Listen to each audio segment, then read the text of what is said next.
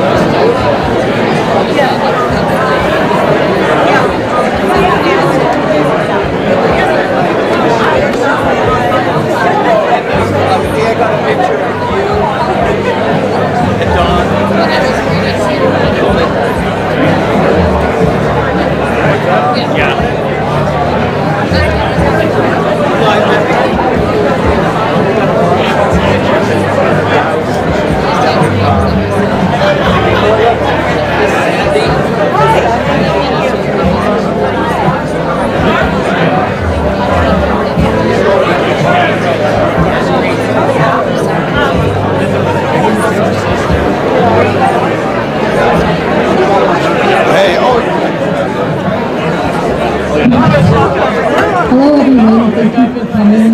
We're going to get started in a few minutes, so if you wouldn't mind taking a seat, we'll get started in about 5 minutes.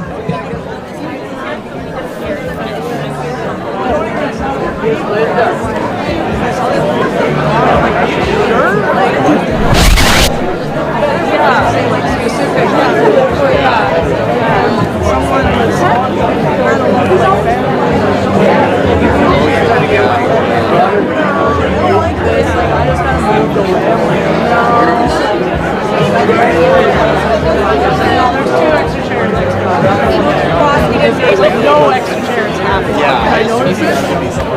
Good luck.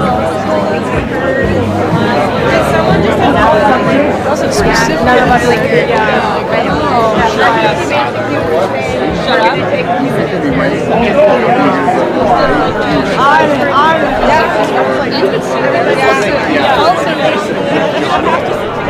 I'm stuck, and then Nina and he's like, no, she's fine, I'm good. Yeah.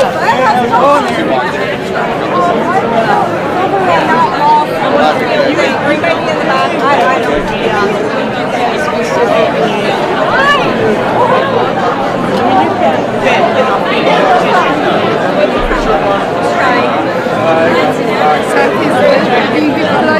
don't know. Yeah, I'll come and talk to you guys in a bit. I can't.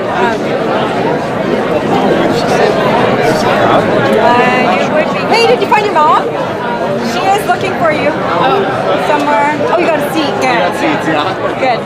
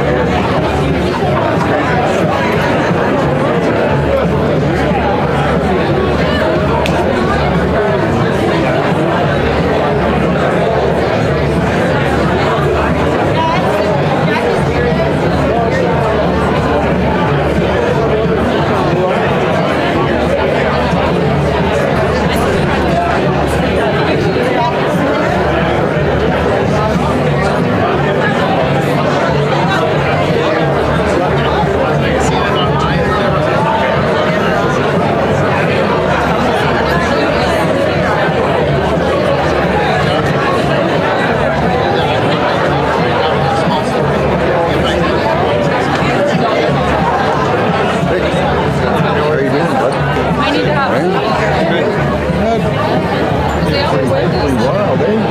Yeah. It's very fitting. Yeah, you know. All like that. Oh, yeah.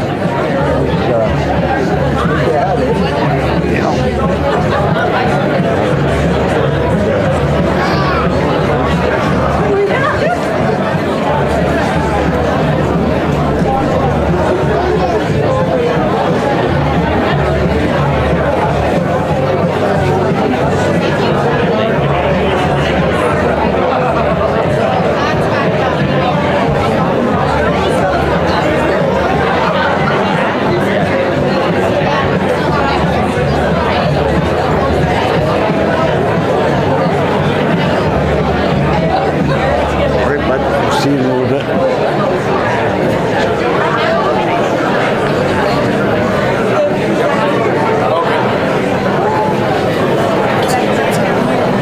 Yeah, I'm just gonna get some water.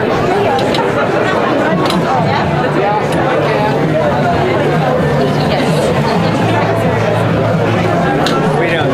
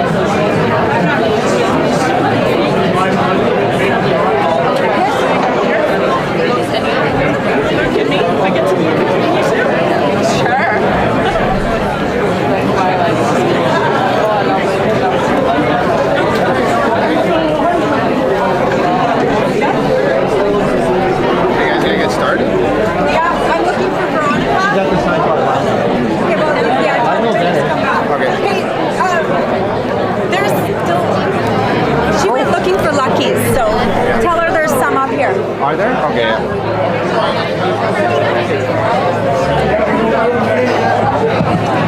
We were going to get started pretty soon, but there's a big lineup at the bar, so we want to make sure that everybody gets their needs met at the bar, and then we'll get started.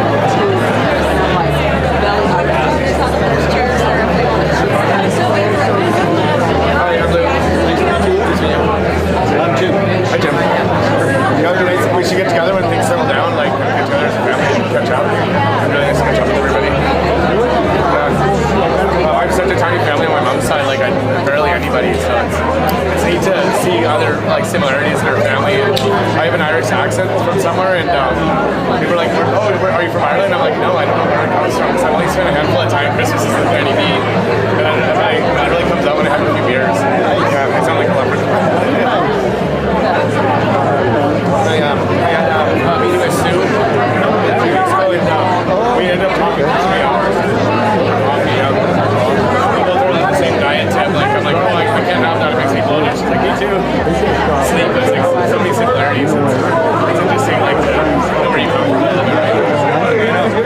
Feels good. Used to be like on the fair. Yeah, no way. I know it was. I was like trying to remember all the names of the family. Hi, Sue.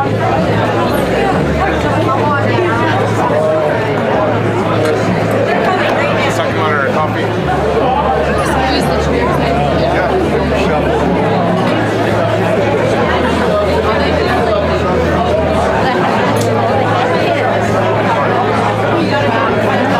Since 1980.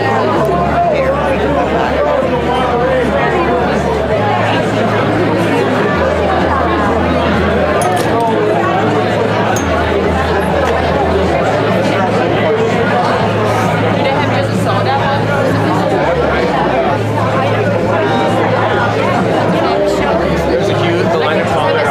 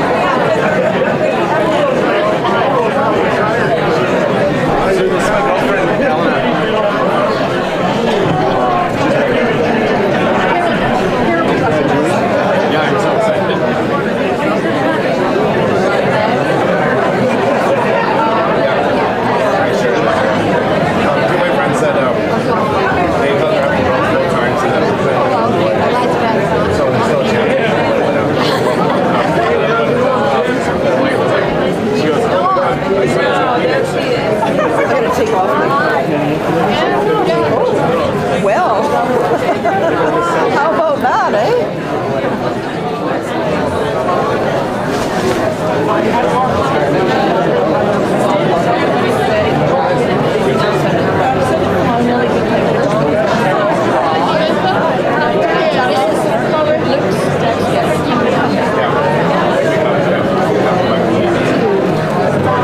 So many people that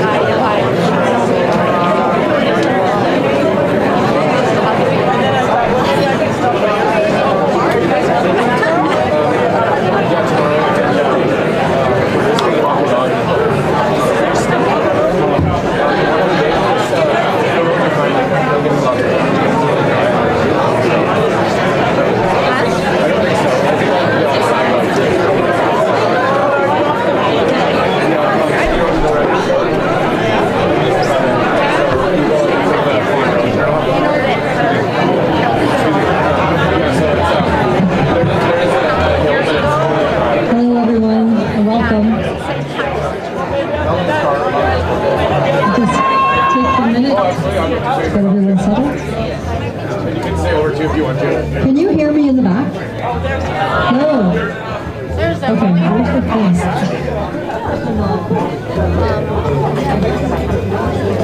Okay, testing. Okay, here's the part where we dance.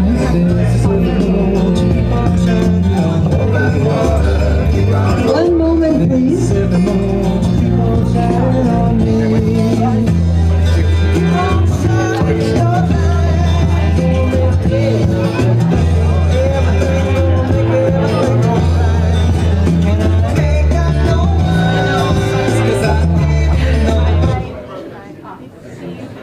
Good job, Karen. We just had to figure out where the music was coming from. Anyways, hi everyone, and welcome to today the celebration of Ron Jackson's life.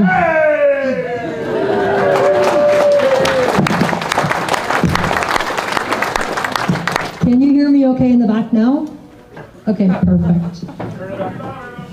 Thank you for coming. I also want to recognize that we are live streaming, so welcome to those of you who couldn't make it in person today, who are from all over the world watching, and we wish you could be here. My name is Suzanne, and I'm an old friend of Karen and Steve's.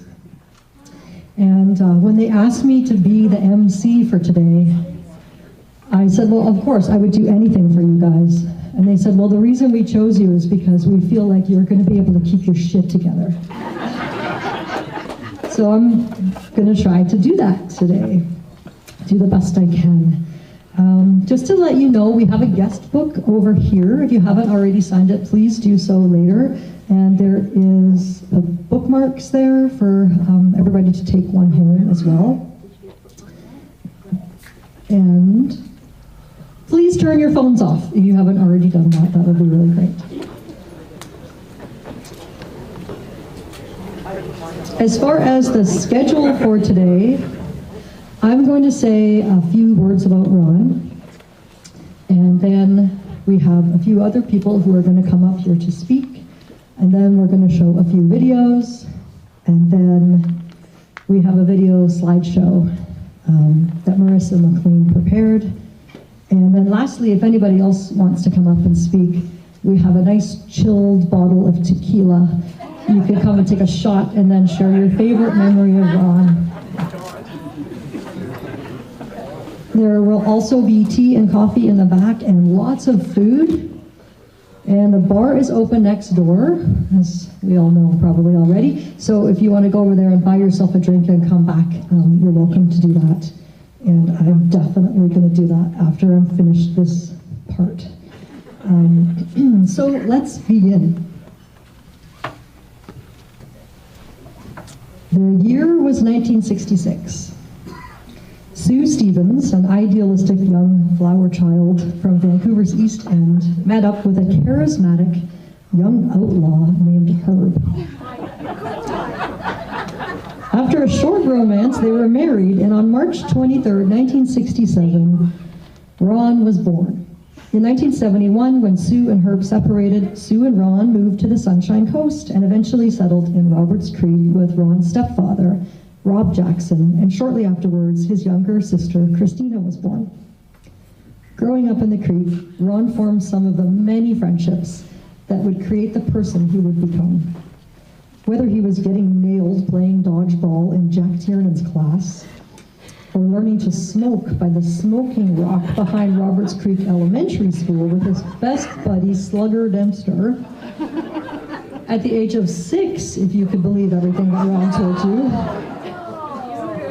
Mischief was never far away, and neither was Slugger. Anyone that knew Ron also knew that as he grew into a teenager, he was very serious about working hard. And it was in Roberts Creek where he had his first job packing shake blocks for Pete Christmas up Lockyer Road. Ron looked back fondly on those early years growing up in the Creek with Slugger and the rest of the Pearl, Dempster, Perry, and Taylor kids. In 1980, Ron started high school at Elfie. Everyone that knew Ron knew he was loaded with charisma. But what a lot of people that met him later in life might not have known is that he was very good looking. I was a little surprised to see some of those photos. Maybe I should have met Ron earlier.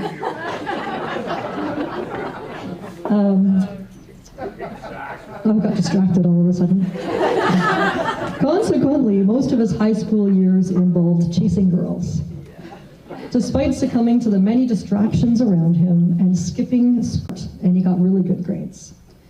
During these years, he became great friends with Glenn Fisher, and him and Big Fish would hang out most weekends, getting into the usual teenage boy adventures, like the time they tried to walk from Pebbles Beach to Glenn's place on Gower Point Road while drunk, and he fell off of Gospel Rock and landed on his head. But luckily, Ron had a very hard head. One of Ron's... second time he fell on his head. Oh, the second time he fell on his head. There's probably more that you don't know about. So one of Ron's biggest regrets in life was that Glenn's dad, Bud, passed away still thinking that the bag of weed in Glenn's dresser drawer was Ron's. Another of Ron's good friends from the Creek days was Trevor Pearl. And it was his friendship with Trevor that introduced him to what would become another of Ron's great loves, the sea. Ron first worked with Trevor's uncle Dick Vernon in the shipyards before finally getting a chance to go black cod fishing on Trevor's dad's, Blair Pearl's boat, the Ocean Pearl, during the summer between grade 11 and 12. This was despite the fact that Ron and Trevor used to go joyriding in Blair's prized Jag convertible even before they were old enough to drive. This job on the Ocean Pearl was a big deal back in those days because a young guy could make more money in a few months of hard work on the Pearl than most of their fathers would make in a whole year working 9 to 5. In 1984, during his first fishing season, he met another of his lifelong friends, Steve Starbuck. And with a pocket full of cash, in the fall of '84, Ron and Steve got their first of several places together. A half duplex down on Weingart Road in Gibsons. Keep in mind, Ron was only 17 years old at this time, so his plan was to spend the winter at Elfie to finish his grade 12. The other side of the duplex was occupied by their friends, Danny Bailey and Jamie Gill. So what could possibly go wrong? Well, it started out okay. Ron would go to school on time every morning. But when he came home for lunch, there was usually some kind of party going on, and it was so tempting to stay home and participate that he would skip his afternoon classes. The writing was on the wall for high school, and it wasn't long before Ron left school and became a full-time fisherman. The following year, Ron thought it would be a good idea to follow in his buddy Pat's footsteps and buy himself a Kawasaki Ninja, a very fast motorcycle. And that didn't go too well either. As a short time later, while driving past the Gibsons post office, he turned to check out a pretty girl who was walking down the sidewalk, and he promptly rear-ended the car in front of him and went flying through the air over the hood, just as his girlfriend Cindy's father, Wayne, was coming out of the post office. Ron spent the next few years moving around between Roberts Creek, North Van, and Kitsilano, where he and Steve became regular fixtures at the Roxy. This, incidentally, is where Ron would develop his patented move, crawling under tables and kissing girls' ankles.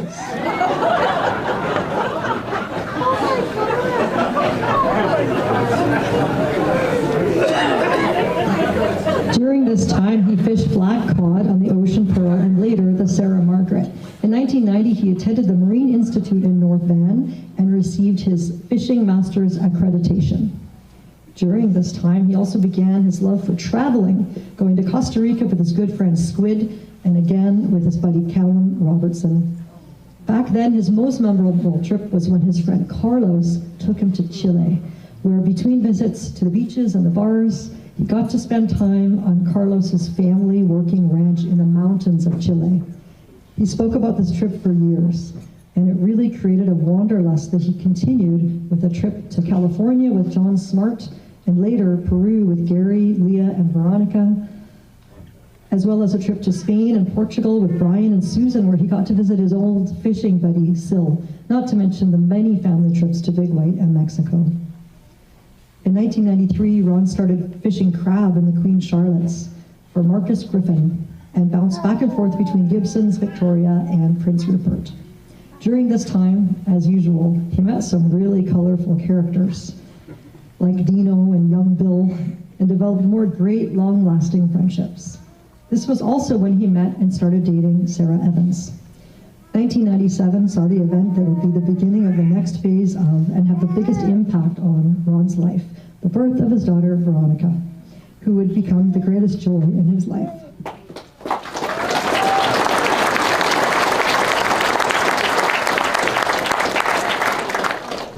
In 1999, Ron quit crabbing, and his old buddy Ironside got him a job as an engineer, dragging bottom fish out of Ukiulit, for those who are not fishermen, aboard the E.J. Safric with his new friends Gary and Reg. Around 2002, when Veronica was about 5 years old, shortly after Ron and Sarah went their separate ways, Ron fought for and got sole custody of Veronica. This would be the most challenging, but also the most rewarding time of Ron's life. He did a bit more fishing with Lee Murray on the Carmana, but found it difficult to balance his fishing job and raising Veronica. So then he tried his hand working on the tugboats and then running equipment for Fraser River pile drivers. Eventually, life on the water and being a single dad became unmanageable, so Ron moved back home to Gibson's and got his first 9-to-5 job, working with Steve and running a vac truck so that he could spend more time at home raising Veronica. Despite its challenges, being a single father was Ron's proudest achievement and the happiest time of his life. And Ron and Veronica developed the best father-daughter relationship imaginable. There was nothing he liked more, not even a good meal.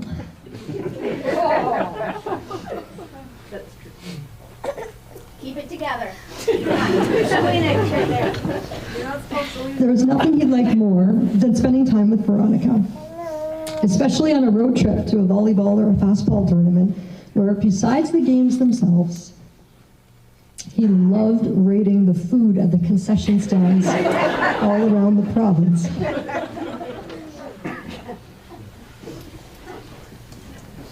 Because of his great sense of humor, his knack for storytelling, and his ability to be brutally honest, he was very well respected and liked by the younger crowd, always keeping them in stitches. He would be greatly missed by many of Veronica's friends, especially Leah, who always kept him laughing. He was a lot like John Candy in the movie Uncle Buck, and also created incredible relationships with his surrogate nieces, Marissa and Vanessa McLean, to whom he was happy to impart his wisdom on life, work, and boys. And he loved talking with the girls about their travels and adventures, and was so looking forward to Vanessa's upcoming trip to Asia.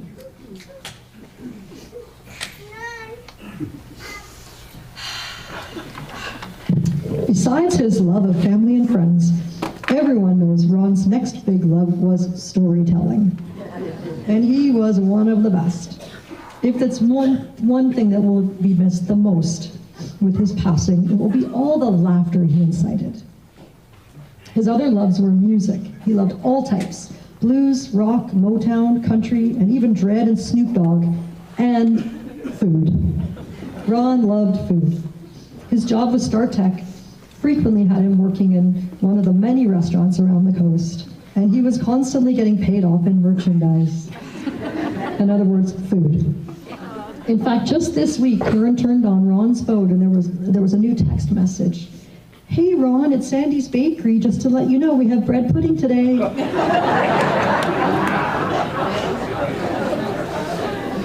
This made Karen smile and also brought a tear to her eye. He was also the only guy in town that could call the Golden City before it was open and have takeout delivered to his work site. Or he could call Patra's on a Friday after work and have the boss drop everything and deliver his pizza ahead of all the other orders. When it came to work ethic, nobody could beat Ron, and there was not a chance in hell that he would ever let anyone outwork him, even though they might be half his age and far fitter.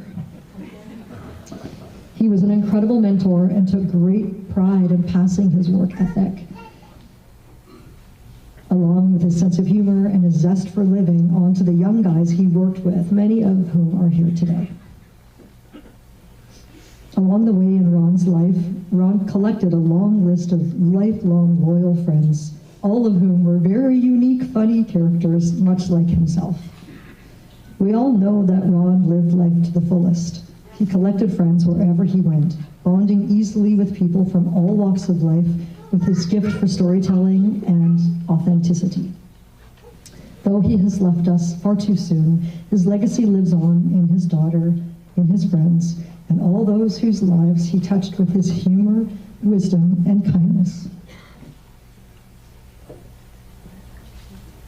We grieve the loss of this uniquely colorful character, Ron Stevens, or Jackson, if that's how you remember him. But even as we mourn, we smile through our tears as we recall the laughter Ron brought into our lives. His lust for life was infectious, and we will honor him best by embracing each day with the same enthusiasm with which he embraced his. Ron will be deeply missed, and we won't forget him or the lessons he taught us about savoring life's simple pleasures.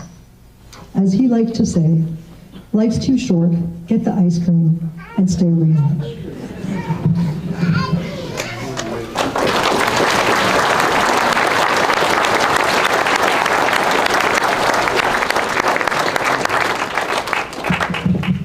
So I'd like to invite Pat Taylor to come up and say a few words.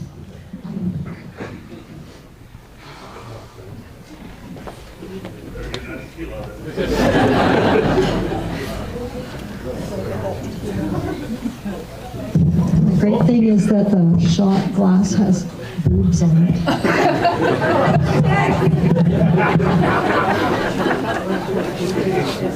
No, I'm all right. Probably throw up everywhere.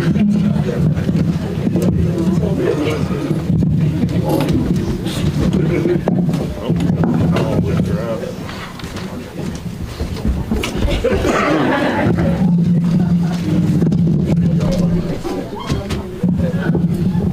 Okay, I might just look down and read this and get it over with sort of thing, but it's nice to see such a large turnout, but I wouldn't expect anything less when it comes to remembering Ron Jackson. My name is Pat Taylor. So for those of you who don't know, I wrote some notes here to just help me shed some light on the great guy and friend I thought Ron was. Being a lifelong coaster myself and an original creeker, I've known Ron for a long time. Although we didn't really hang out as youngsters, we did end up at an awful lot of parties together. The most time I spent with Ron was during the years our daughters, my daughter Jasmine and Ron's daughter Veronica, they played softball. Oh, darn. What? I'm just hitting buttons. Our daughters played softball together. Jasmine, Veronica, and all the other girls. Leah, Carly, Charlie, Taylor, Cheyenne, Crystal, Jamie, Jaden, Ellen, both Stephanies, and Muck.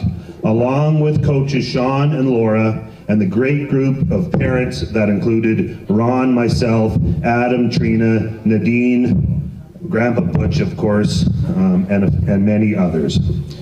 We went to many provincial championships in Richmond, Port Alberni, Chilliwack, Cranbrook, and Quesnel. They were all very memorable trips, with Ron, Veronica, Jazz, and I carpooling to a few of them. We would drive up in Ron's Dodge Journey.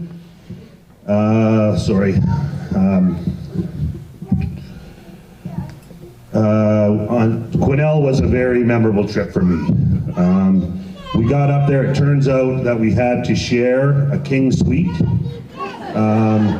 with Jazz and Veronica got the separate bedroom with bunk beds, and Ron and I got to share the one king bed. And I snore loud. So, needless to say, Ron, I guess, well, I slept like a baby, but Ron couldn't sleep. And he was up and out by about 3 a.m. in the morning. And he ended up at the only open gas station buying coffee and chatting for hours with the attendant there. By the time he got back to us after we woke up our nice night's rest, he knew everything there was to know about Quesnel, especially the exceptional Greek restaurant that he wanted us all to go eat at after the games that day. But unfortunately, to Ron's loathing, we would almost always, end up eating at Boston Pizza. Ron hated Boston Pizza.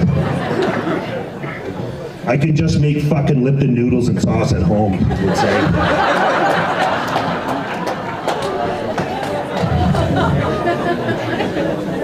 Ron always knew where the good eats were. At every tournament, Kenny, Adam, Steve, and I would always wait for Ron to critique the snack bar and give us the lowdown on what was good or not good. And it wasn't just the tournament snacks. He knew of all the good spots around the province, whether it was a good pub or diner in some coastal fishing town or the Chinese restaurant at Park and Tilford Mall. Good food and huge portions, Patrick. He wasn't wrong. I messaged him on many occasions asking where I should eat in the Lower Mainland or any town I was in the province. He would always come through with a recommendation or two. Whether it was 8 hours to Quesnel, 10 hours to Cranbrook, or just to Richmond, these trips always flew by. Ron always had a story from start to finish and made sure I knew where to stop for food in every town along the way. He was a very well-liked and gregarious man, and every time I see that big smile on Veronica's face, I will remember my friend. Night.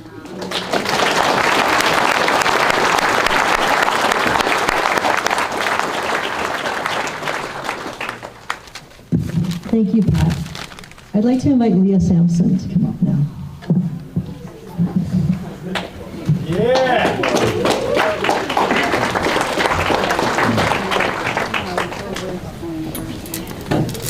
We should get this organized. Are you gonna have a shot? I definitely will have a shot. Have a shot, do the worm. That's for later. That's for later. Recorder. Go lick the tits.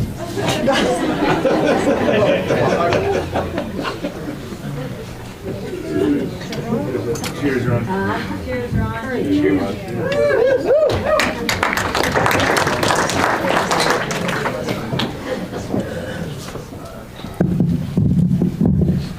Okay, I'm probably just going to look down and read as well. For those who don't know me, my name's Leah, and I'm one of Veronica's close friends. I'd like to thank everyone for being here today to celebrate Ron's life and support Veronica and her family. I had the pleasure of knowing Ron for many years, and he will always hold a special place in my heart. I practiced this like 10 times so I wouldn't cry. I think I can speak on behalf of all of Veronica's friends when I say Ron was like a dad and friend to all of us. He always made us feel welcome, supported our victories, made fun of us like his own, loved to join in on the party. When I think of Ron, I think of the countless baseball tournaments we went to when Veronica and I were younger, our amazing trip to Peru, staying up singing and dancing until all hours of the night. The one time he fell asleep in Veronica's room, where we were supposed to sleep, and then he got lost in her walk-in closet and kept us up all night trying to find out where he was. And the most obnoxious car rides with the windows down and the music cranked. I'll never forget that one party Veronica had when we were teenagers and Ron randomly came home.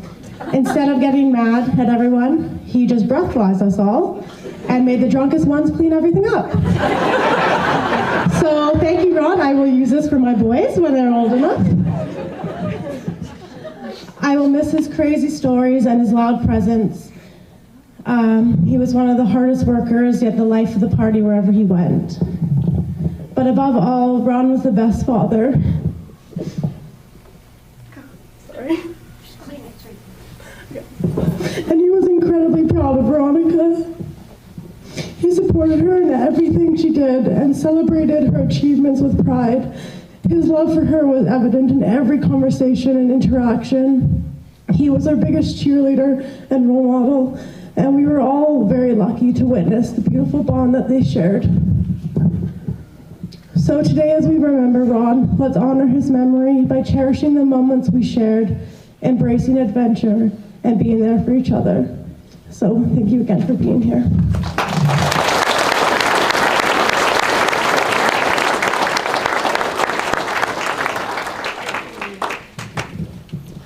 I'd like to invite Steve and Karen's daughter, Marissa.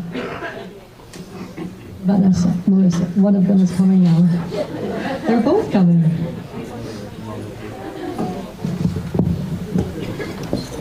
You want a shot? Yes.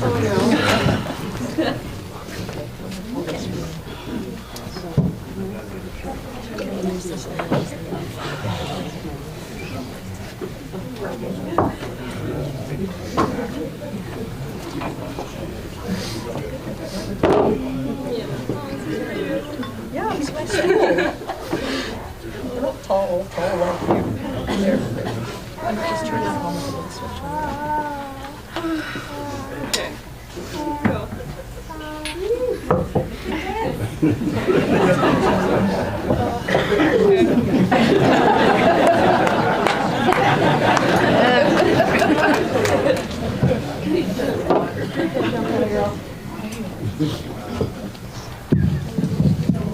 Hi,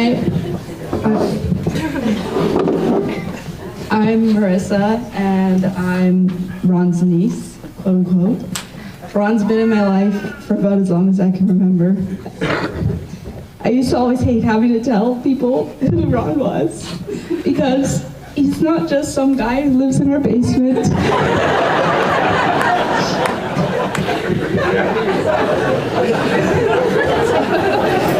And he's more than just my dad's friend, yet he's also more than just my uncle. There's no words to describe who Ron was to our family or how much this piece of us is missing. I always feel like I'm just waiting for him to come stomping up the stairs in his underpants. To yell about work while standing in our kitchen. Or I'm just waiting for him to text me telling me to come downstairs because he has some fancy treat he wants to share with me. Believe it or not, I found Ron quite inspiring. Him and my dad always made sure we worked hard, because if you hated your job or complained about how hard your job was, theirs was always worse. And they'd invite you to pump shit with them. Only a few people ever accepted that offer. He also always inspired me to try new things, especially when it came to food. I remember when we were younger and he convinced us all that Veronica really, really wanted to go to Packrat Louie's for her birthday. And we got there and it was exotic night. It was not Veronica's idea to go there.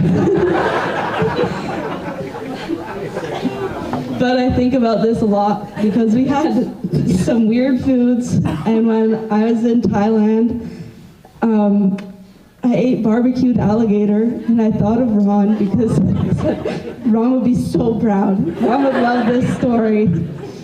And while I was in Asia, every time he would call me, he would say, "Are you sick of noodles yet?" And I'd always say no.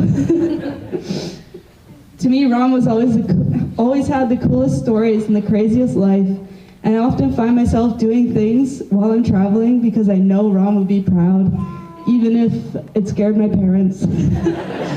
But I always knew I'd get a good laugh out of him.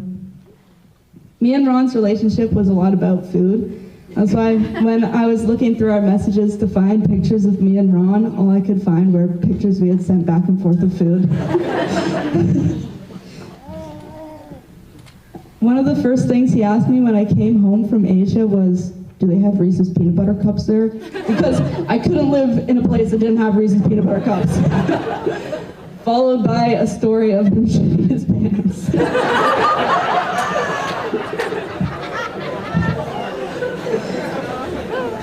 It's hard to imagine life without Ron and his stupid and inappropriate stories. I just want to end this by saying a few things I wish I could have said to Ron sooner. I wish I told him that I was proud of him more often. I wish I told him how much he inspired me. I wish I told him that I loved him more often. And I wish I could say I was sorry that I never believed him when he said how handsome he was as well.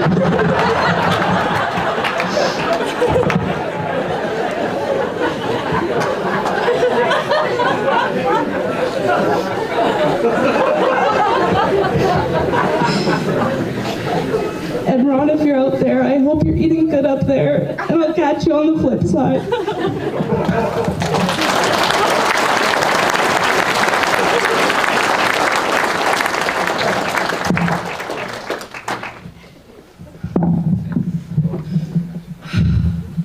This is gonna take me a minute. Okay.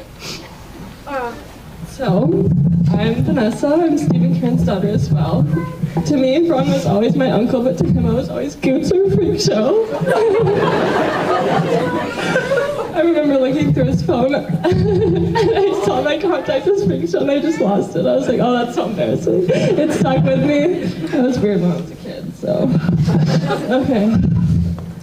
As early memories that I can remember, my uncle Ron had always played a huge part of my life.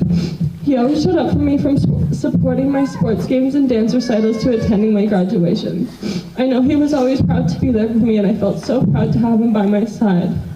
His personality and voice were so loud and bright, and since leaving us, my life feels painfully quiet and I've been walking around with a heavy heart. He was a mentor to not only me, but all of my friends who got to know him. He taught me so many valuable lessons and mottos that I will carry around with me for the rest of my life. I know he had so many more lessons to teach if only we had the time to learn them all. He was so incredibly smart and wise. From an early age, he always had a way to pull me out of a bad mood with his banter, sarcasm, and sometimes just his company. I remember when I was young and Mom would tell me to do chores or do something productive, I'd sneak down to the basement where Ron lived, and Ron would let me pick any show and we would spend hours together hiding and avoiding my chores. It would almost always be Honey Boo Boo or whatever else was on TLC because Mom wouldn't let me watch it upstairs, but Ron let me get away with it. Sometimes I just sit and watch commercial fishing shows, which I found so boring and never understood how Ron found entertaining, but I pretended to be interested because it felt so cool that I got to spend time with my Uncle Ron. He was always the loudest and brightest in the room. His laugh was so contagious and his stories and ability to tell them were so incredible. My favorite thing to do was listen to him and his friends talk about all their wild stories growing up, doing things that I could never imagine getting away with. We would sit for hours and he'd never run out of funny stories to tell me. Every time I thought I had a good story, he'd tell me something relatable but 10 times better. I admire his life. When Ron would pick my friends and I up, nothing felt better than ripping home with him, teasing us and just being Ron, blasting the best tunes, and occasionally putting the child lock on so I didn't stick my head out the window to call some girl I didn't like a crazy bitch again. My life is quiet now. Christmas will never be the same. My birthday that I nearly share with Ron will never be the same. Family trips, family dinners, just day-to-day life. A piece of our family is missing now. I wish more than anything to have the chance to appreciate him coming upstairs in his boxers just to bitch and complain about his day, or to get mad at him and Dad for yelling over each other 2 feet away in a totally casual conversation while I'm trying to watch TV, to just share another meal with him or go for a ride on his Harley blasting the best music one last time. I never expected Ron to be gone. Even when my dad told me what was happening, I just thought it isn't real. Ron will always be there, and the guilt of taking his presence for granted is tremendous. He was supposed to be here to watch us girls grow up. He was so strong, and even when he wasn't, it was rare that he let us see. He could have the worst day, but if anyone else needed him, he'd be there. I never could have imagined to live my life without him. We always said, despite Veronica, Marissa, and I moving out, Mom and Dad would never be empty nesters because they'd always have Ron to take care of. Yeah, he was their big kid downstairs. So. It breaks my heart that the people I meet throughout my life will never get to know my Uncle Ron because he's a huge part of who I am and helped raise me to be the person I am today, and I'm honored by it. I never had much of an urge to get married or have kids, but now my heart breaks that he'll never get to experience those things with my sisters and I, because I know he would have made the best granddad. Even better than he was a dad and uncle, if that is even possible, and he would have been so proud. Last thing I want to say are things I wish I could tell him. I want Ron to know that I'm not mad at him and we all love him no matter what. I miss you so much, but it's okay that you were too exhausted to carry on. I understand you lived a million lives in one. I know how hard you tried. I witnessed firsthand how hard you worked to get healthy, and it's not fair that it wasn't enough. I would have done anything to take the pain from you in a way that left you on this planet with us. You deserved so much to live a long, healthy, and happy life with us. Ron was truly the coolest uncle ever, and every person who met him is truly so lucky to have known such an iconic soul. Thank you.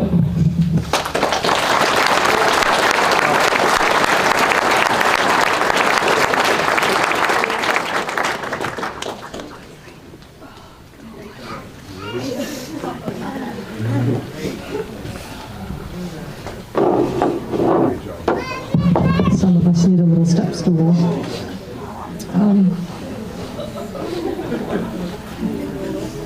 I'd like to invite Veronica to come up and say a few words.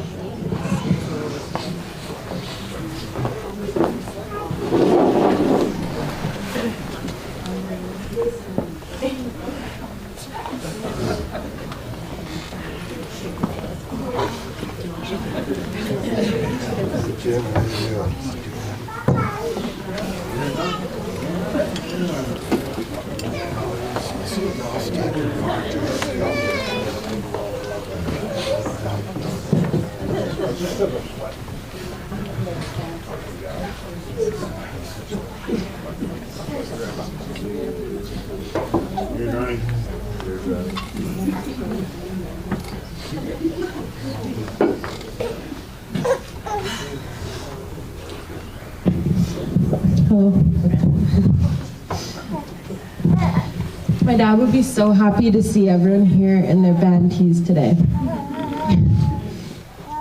My dad loved music. He loved blasting it in the car or at 7 a.m. when I was trying to sleep. He especially loved live music. He took me to my first concert when I was 7.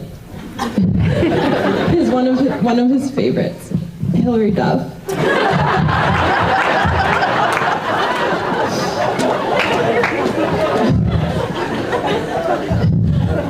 When I was 6 years old, it was just the two of us. I'd be in the back seat of his Bronco with my flame sunglasses on, head banging to Motorhead, or to that one System of a Down song. He would bring me to the Superstore parking lot with a hairbrush and ask single women to braid my hair.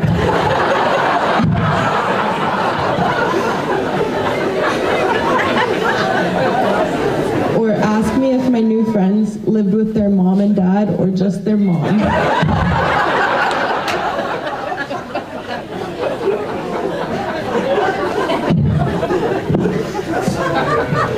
We were a team from the start. We have so many good memories together, I wouldn't even know where to start. When I first moved to Vancouver when I was 19, he would come in on the weekends just to hang out with me and sleep on the couch. Came in for my 20th birthday and took me to the Roxy. We went on so many vacations together. Disneyland, many Mexico and Big White trips, a 2-week road trip together through BC, Banff, and Alberta. Peru, where we went and saw Machu Picchu, and of course the trip to Vegas where they didn't let him through the border. And I went alone at 12 years old with $1,000 cash.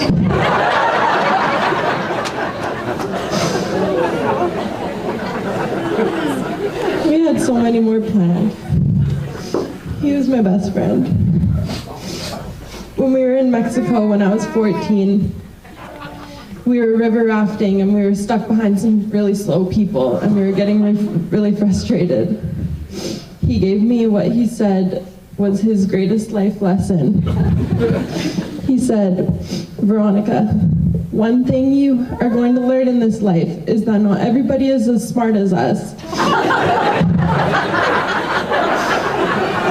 Some people are idiots.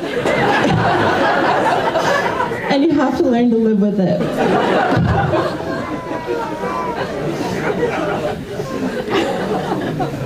He taught me everything I know. And he made me the person I am today. He made me strong. even though I don't want to be.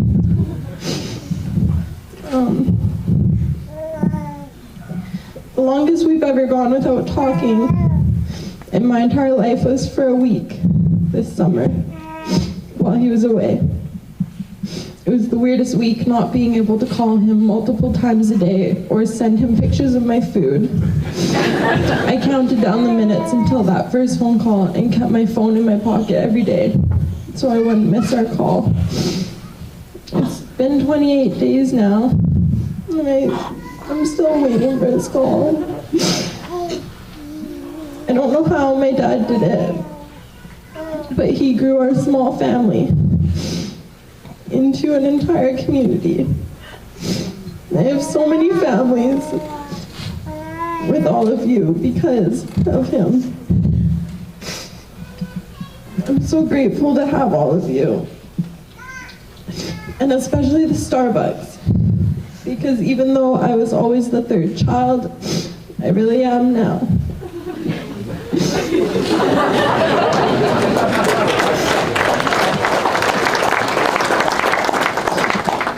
I know everybody says they have the greatest dad on earth, but I really think I did. I was the luckiest girl in the world to be best friends with my dad. He was the most important person in my life, and that makes this 1,000 times harder. I don't know what my life is without my dad.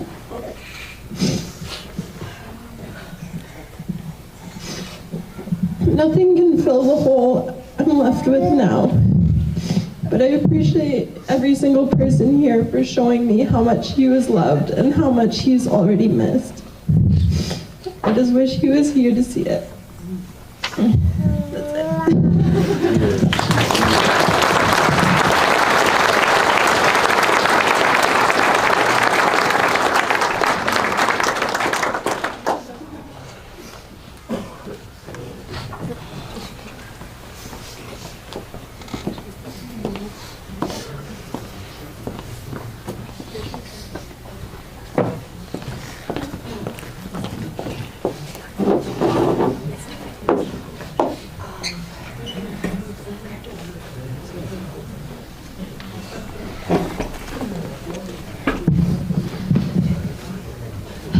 I'm going to read a couple of messages that were sent in. Remember back in the day when people used to send telegrams? Now they just send videos and text messages. Here's one. The first one is from Tracy Duffy. She says, "Thank you so much for the live streaming option." Hi, Tracy. I've been struggling with wanting to attend, but having to risk my health to do so. So much love to you all, and the biggest hugs. Ron and Steve have always been the coolest of dudes, way cooler than Fonzie. I will cherish the memories, such a sad loss. Ace of spades, always keeping it real. My heart will be with you all today and always. Cheers to a great man and friend. And then the other message is from Brian Pierce. Hey Ron, I know you're in the spirit world now, but I would like to thank you for your friendship while you were here with us in this world.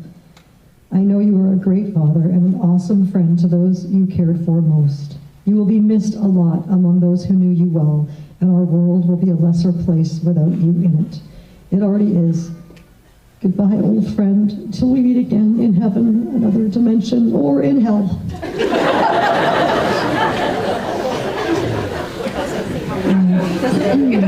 So now we have some videos to show you. The first one is from Ron's friend John, who is in the Philippines.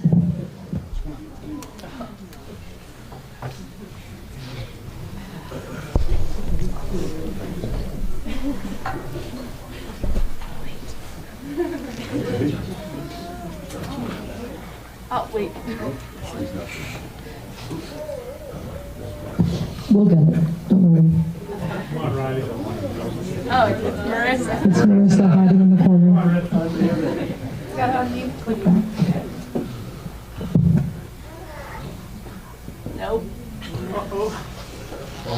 Maybe the computer. Didn't she share the speaker? Yeah. bathroom break. Don't go anywhere. I didn't even think about having to ad-lib, so I got nothing. Is there anyone that can help Marissa? Thank you, Riley.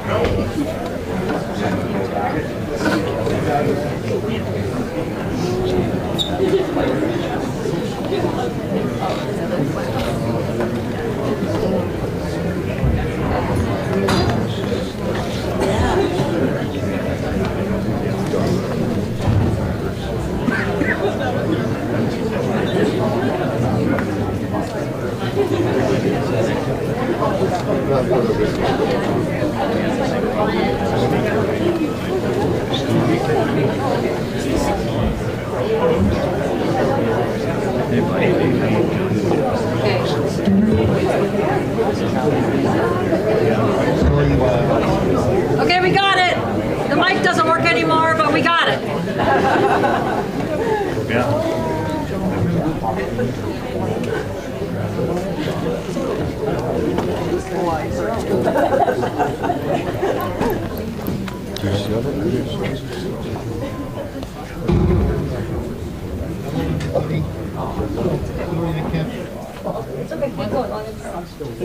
Be there to celebrate Ron's life with all you guys. But I have a few words I'd like to say.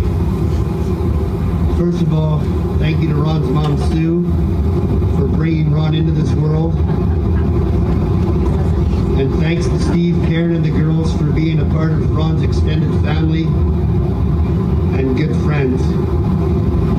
Most of all, I'd like to say thanks to Veronica for making Ron the proud man that he was. I'm sure everybody there today is a part of one of Ron's elaborate stories that he loved to tell. There's so many, I don't even know where to begin. But I do know where to end. The last words I said to my friend Ron just before Christmas were, "You're one good motherfucker, Ron. I'm glad you're my friend." And those words stand true today. Rest in peace, my friend. Much love, brother. Gonna miss you.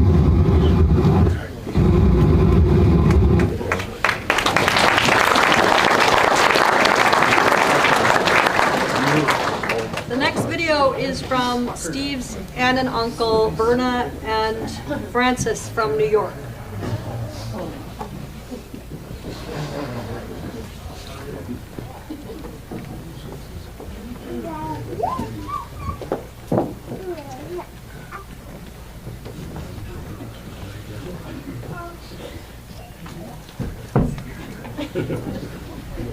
I'm Verna McLean, And I'm Francis McInerney.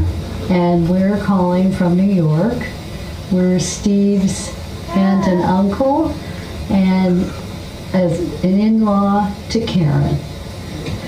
And we're really sad about Ron passing, and you know, we got to know him on a few occasions coming out there, one being Vanessa's graduation dinner, and also Ron's birthday dinner. This was in 2023. And we have to say, Ron was not the life of the party. He was the party.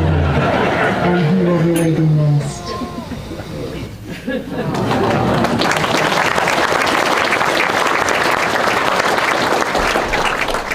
The next video is from Brian and Susan, who are in Panama.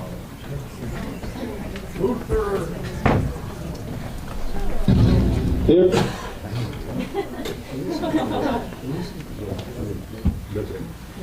Everybody, it's Brian here, or Luther, as some of you know me. I just wanted to say we're really sorry we couldn't attend. We had a trip planned and we couldn't get out of it. I met Ron shortly after getting a job on the Pearl, and we became really quick friends. He offered me a place to live on Flume Road out at the creek, and I moved in there shortly after and had lots of fun and parties and made lots of lifelong friends there.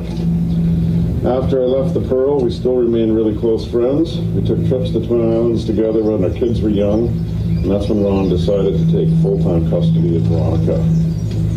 Shortly after that, we did a great trip to Disneyland together with the kids. We've done lots of trips together. We've been to Mexico, Spain, and Portugal. Lots of laughs, always great times with Ron's endless stories like nobody else could tell. We've ridden together for about the last 5 years after Ron got his Harley, had some great trips. He was such a good educated dad, always involved in Veronica's sports activities. He was so proud of her, and she brought out the very best in him. I'm gonna miss Ron and his sarcastic, awesome sense of humor. Veronica, I know you hope you know you can call us for anything, and I'm gonna finish by saying something that your dad wanted me to say. Go play at BC Hydro. Hope you all have a good night. I wish I was there as well.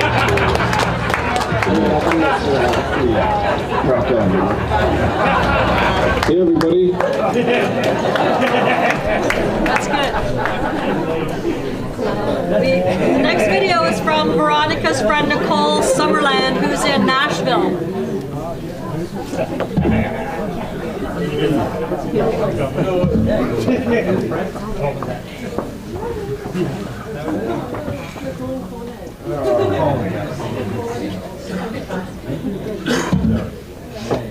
Okay.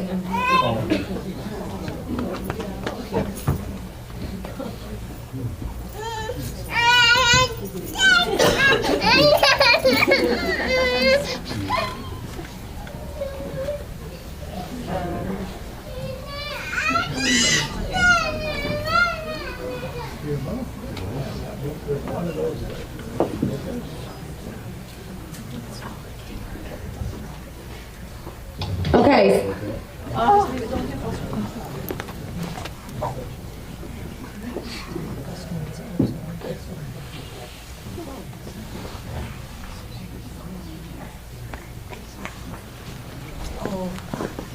For a recording artist, kind of ironic.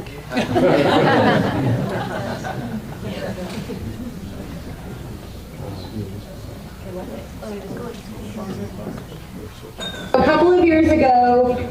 The Wi-Fi turned off. That wasn't my fault. No, the Wi-Fi's not working. We are now going to connect to the internet.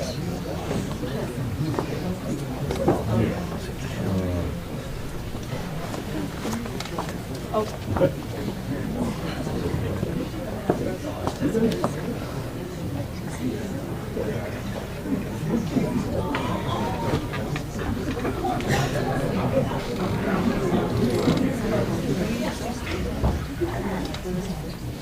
We're going to skip this one and try another one.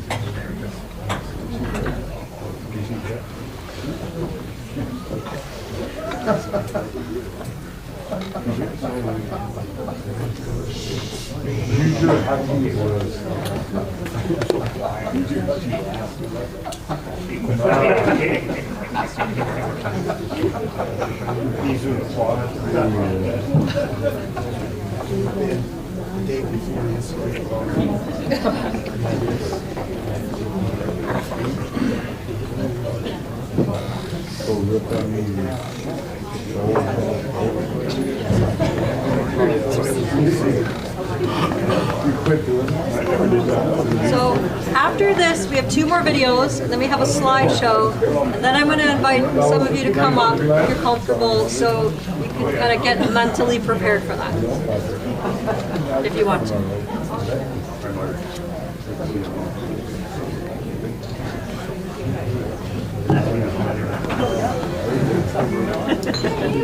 Good job, Dave.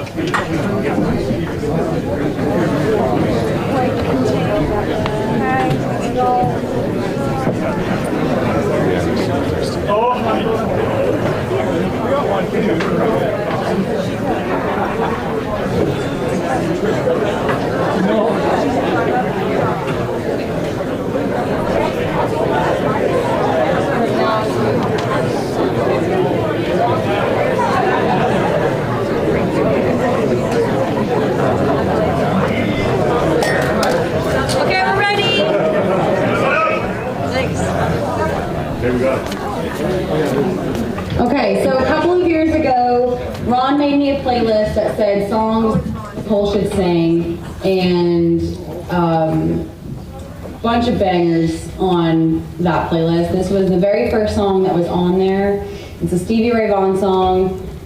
This is Connor. We're both wearing our band tees in honor of Ron today, and I thought it was super important to sing the song for him. So I'm sorry I can't be there, but I'm sending a lots of hugs, and this one's for Ron.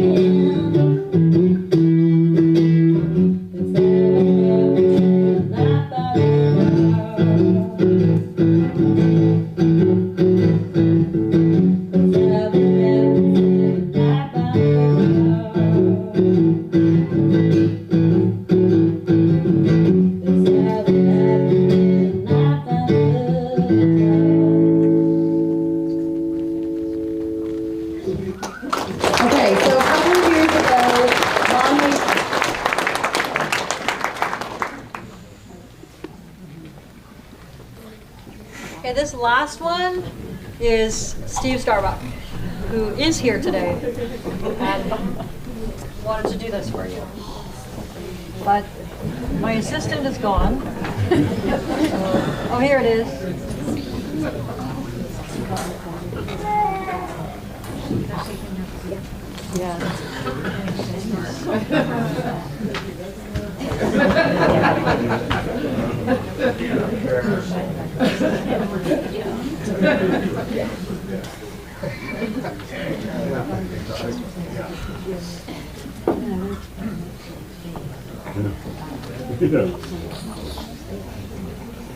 The video is going to be ready soon, as you can see. It's going to be really good.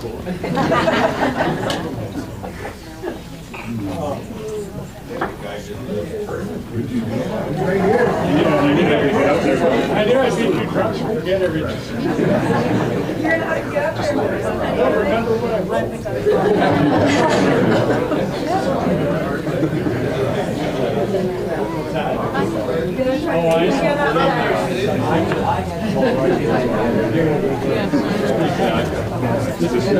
Everybody's involved.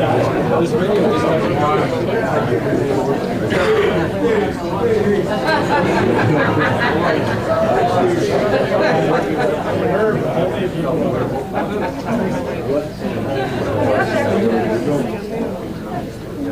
Okay, that's funny. I still left on my side. My hair was like that long. I was like, okay, so right over here, down here. I just say this morning. It was like,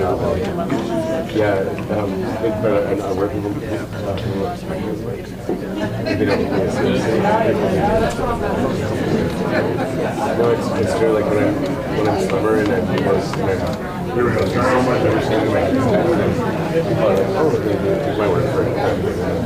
When I'm like, my butt belly's hanging out and I'm sweating and my hair is sticking out one side and then oh yeah, it's been laying down on the floor. Presentation is everything.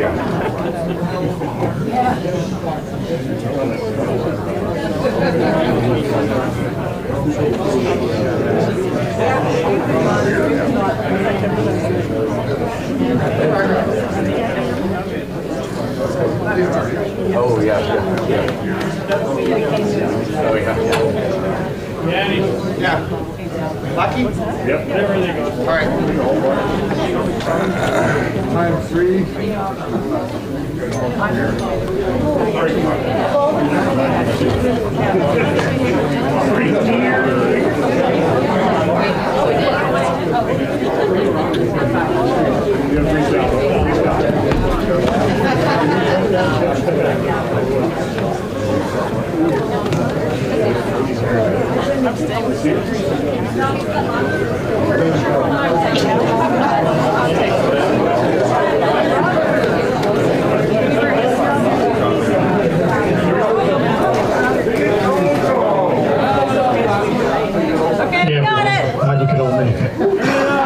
I know I'm actually in attendance, but I figured this is the best way of going across. Anyways, my name's Steve Starbuck, and Ron and I, we go back a long ways. We met each other in 1983 in the summer when we both started working fishing blackcod on the Ocean Pearl. When I was making a timeline of his life, I realized him and I lived together under the same roof off and on for probably 25 of the last 40 years. During that time, he really became more of a brother to me and my wife, and than a friend. And his daughter Veronica, she's pretty much like our third daughter. He was also the really cool parent, you know, the one that your kids actually listen to instead of just thinking you're some out of touch old fart whenever you tell them something, even though you tell them the same thing. And he was the one that Vanessa would usually sneak downstairs when she wanted to watch some trashy reality show. And Ron would sit around watching that crap, laughing, whatever. No wonder they like going down there.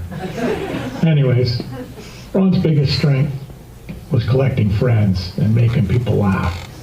He usually did this with one of his seemingly unbelievable stories of adventure, which for the most part was true.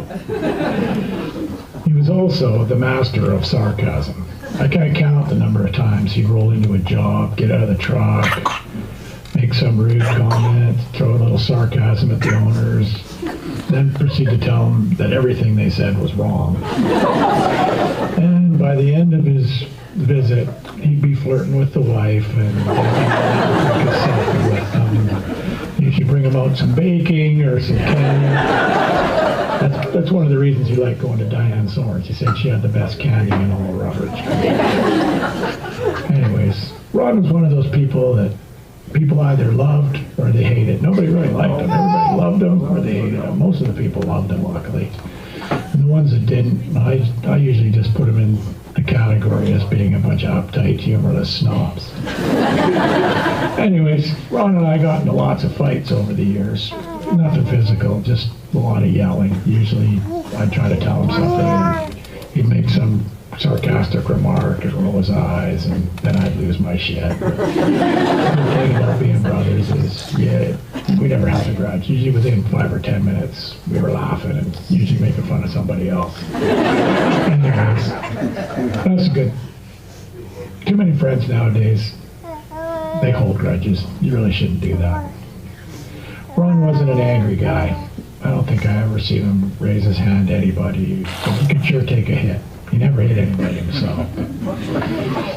He once had this great idea, how he was going to quit smoking one of the many times. He told me, every time you see me light a smoke, I want you to come over and give me a punch in the head.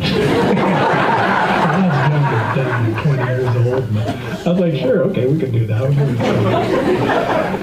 A few days later, we're down at the cabaret, and he's talking to some guy, probably trying to act cool in front of some girls or whatever. He goes to the guy, yeah, so you think you're really tough, eh? Watch this. And he kind of strikes a pose like, Captain Morgan, and he bums the smoke off the guy, and he puts it in his mouth and lights it up, and then he gives me a little nod. And I got to run over there and give him a punch in the head. He didn't fall off Gospel Walk. He landed right on his head. Needless to say, he decided maybe this isn't the best way to quit smoking. Well, I mean, everyone laughed, and that's probably the thing I'm going to miss the most about him. At least half all the good laughing in my life was with him. Usually at somebody else's expense, but quite often at his expense. Anyways, when I look around here, there's probably a dozen guys that would call Ron their best friend or one of their best friends. But, guys like Al and Scotty and Mike and Gary and Dino, Trevor, Squid, Pat and Carlos and Luther, John Smart, those two guys that couldn't be here because they were out of the country. The thing is, none of us were his best friend. His best friend was Veronica. The rest of us, we were just fighting out for second place.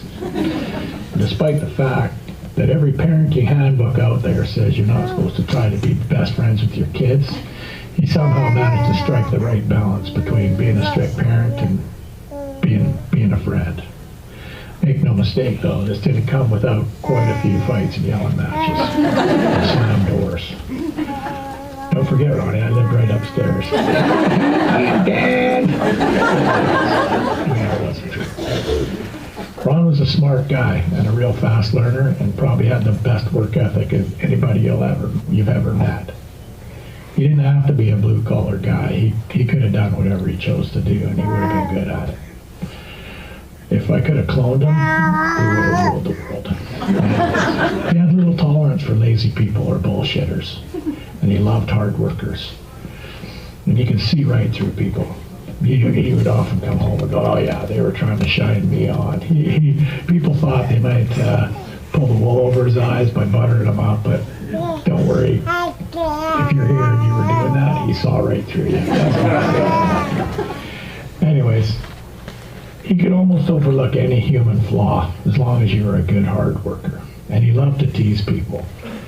But he also loved to mentor, especially the young guys he worked with, in both work and life. I'm sure that despite the fact that most of the young guys, other guys he worked with wanted to kill him at times, they'll all admit they learned a lot from him and they trusted him. And he turned them into better people. This especially was all the young guys like Greg, Brandon, Ethan, Matthew, Fish, Johnny, and Austin. Despite all his bitching and complaining, he really loved all you guys. Ron once told me, don't let the truth stand in the way of a good story. Probably why I had so many good stories. Like I said, they're mostly true, but there's nothing against a little bit of artistic creativity. That's a lesson for you, Brandon. Don't believe everything Ron told you. I couldn't talk about Ron without mentioning food. Next to Veronica, food was his biggest love. He knew everything about food on the Sunshine Coast. He knew where to go on what day of the week to get the half-price chicken wings or the best fried chicken, or what the lunch special was at the Fawn Road Market every third Monday of the month. And he was on a first-name basis with most of the people in all those businesses, all the bakeries and restaurants. And that would have been a good thing looking back. Anyways, he was literally in love with food. In 40 years, I only know of 2 foods he didn't like: capers and matcha. Somebody bought him a matcha donut once. Can you even taste capers? Anyways, it was a ritual in our home. If we had leftovers, especially dessert, and I didn't want it kicking around because then I'd eat it, I'd send Vanessa downstairs to give it to Ron. Within a few seconds, you could hear through the floorboards, woo-hoo! Whatever it happened to be. Ron also loved music, and he did most of his clothes shopping at the Rock Shop on Granville Street.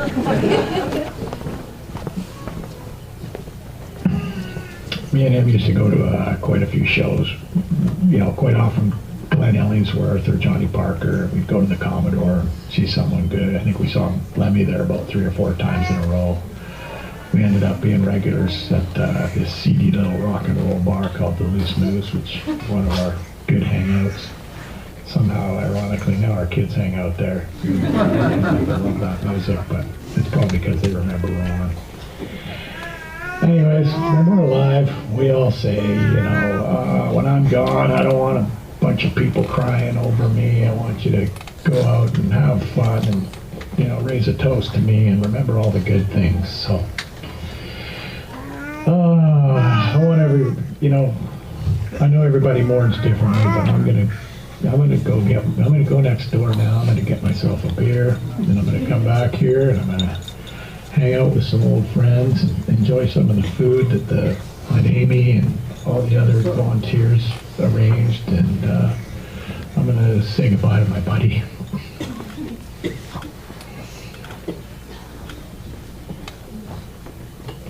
Then I'm gonna go next door and have a few more. See you later, brother. We go see you guys up.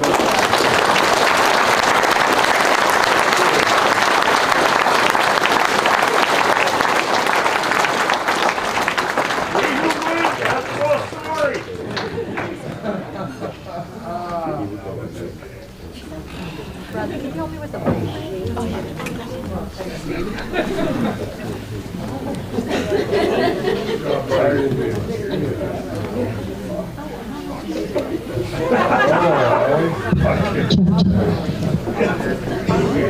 Thank you so much, Steve, for that beautiful video. And we are now going to watch a slideshow that Marissa put together. And then I'll be asking if anyone wants to come up and say a few words and have a shot of tequila. Sorry. Please go ahead.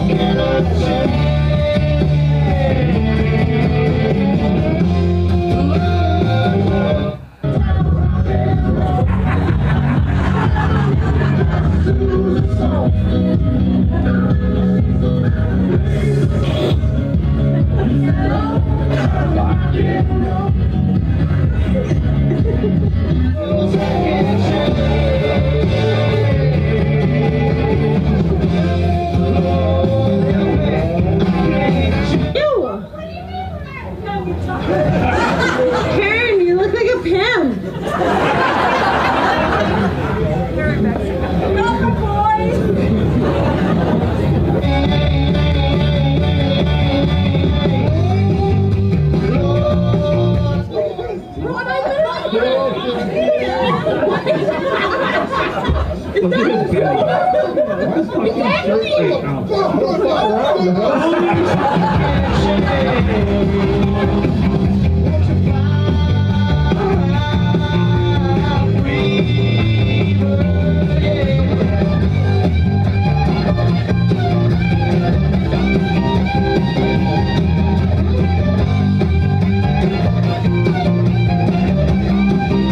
It was sitting there, but not.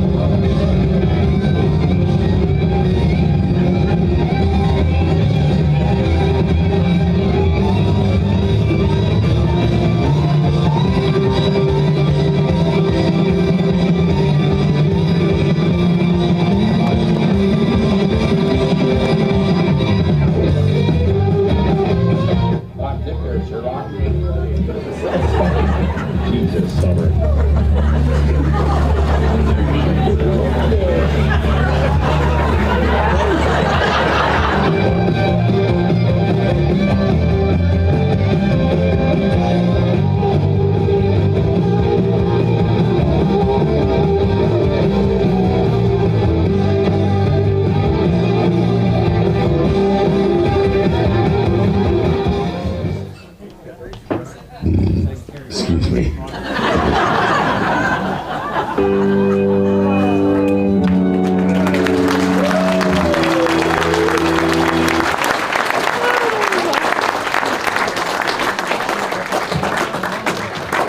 Marissa, thank you so much for putting that together. It was really great.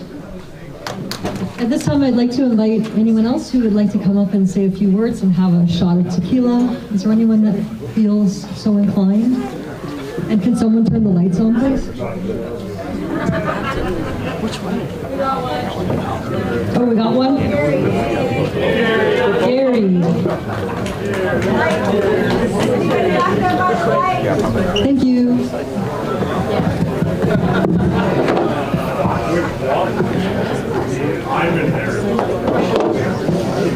I was actually just coming up for the tequila. Okay. Perfect. Now you have to say a few words though. Okay. So, I'll start with the tequila. Face them. Like the 10.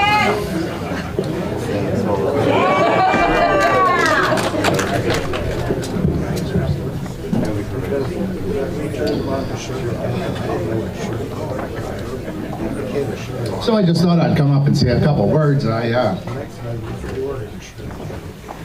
never grew up with Ron like most of you guys. I was fishing on the EJ Saffric, and guys would come and go, and next thing you know, oh, hey partner, we got a new guy coming aboard here, Ron Jackson. I'm like, oh fuck, where's, okay. Ironside says he's good, he's a black cotter. I'm like, oh fuck, here we go, another black cotter, coming out to the drag boats. Here we go. So when this fucking guy comes aboard, I'm like, what the fuck? He's got about 6 fucking bags the size of a fridge. It's like, is he moving aboard, or what's going on here? So anyway, it's Ron Jackson. So Ron Stevens, Ron Jackson. So I call him Jacko. Hey, Jacko. So that's where I met Ron, about 25 years ago, and for a black otter, Ron could carry his own weight. Ron could work like a dog. Ron's one of the hardest workers, and on top of that, he's smart. You look at him, you wouldn't think that's a smart guy. Ron's smart. Ron's, he can do it all. If not, he's gonna do it all soon, because he's smart and he's a hard worker. So we became friends. We became great friends, and fished together for years, and fished together on the Carman. Ron had Veronica, and I also had some twins and they're girls too. So we kind of co-parented, or just talked about things and shared different parenting things, and my wife would give him advice and things like that, and so that was really good. And Ron, he was one of the most impatient. I'm impatient. Ron, I'm like, oh fuck, that guy's an idiot. Oh Jesus Christ, he's like, I'm like, fuck, okay, let's calm down. Like, the guy will get it, you don't have to get too crazy. But like Veronica said earlier, everybody else is an idiot. The guy's an idiot. And foodie, yeah, Ron loved his food. And another thing I was thinking, I never heard the story, is I'm like, oh fuck, Ron, I'm driving through, Cache Creek or whatever it is. Oh fuck, hey, there's a beer store. You take 2 lefts, go to the right, there's a beer store there, and a beer store there. He knew where every beer store was in BC. So wherever you are, you need a beer, he's got directions. Now, don't go to that one, go to the other one. It's about 2 corners around there, and so, okay, so we go get there, and so he was pretty helpful in that department. And I got him, he's always like, Lemmy's gone. I'm like, who the fuck is this Lemmy guy? I mean, I listened to a little bit of metal. Motorhead fucking went right. I didn't know. And he's like, oh, there's Lemmy. I'm like, fuck. So he shows me a picture. I'm like, what the fuck? That guy's a troll. That guy can sing So, yeah, and then there was online, when this fucking mask thing was going on. And he's like, oh yeah, we've got to wear one to some this and that. I'm like, for fuck's sakes. So I was like, I found this thing online or whatever. It's like, and I never got a chance to give it to him. It's like a Lemmy mask. It's got a smoke hanging out there. So, I just thought, I gotta get that for Ron, and I never ended up giving it to him, so here he's in the cookie jar over here, so we're gonna put it over by the cookie jar and give it to Ron. So,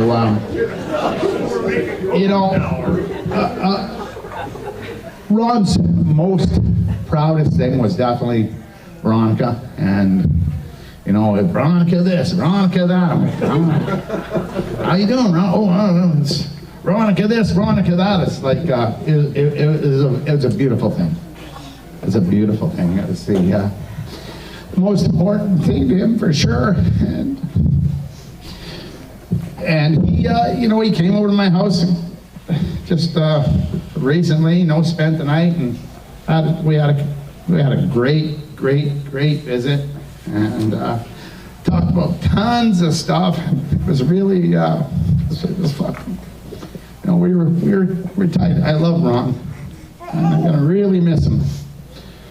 So I was really happy I got to go to Machu Picchu with him and Veronica and Leah. We got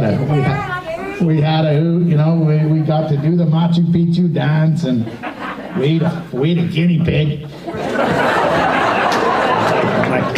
like fucking, all right, here we go. Well, it's like a delicacy there. It's like guinea pig. So we order this guinea pig. Oh, it takes this long, and it's like, well, we gotta kill the fucking thing. I guess I gotta kill anything they cook it, but nevertheless, so I'm like, hey, it comes to the table. It's like, I'm like, oh, eat that? Fuck, well, it's already half gone. Ron's got that feasting on it. I'm like, holy fuck.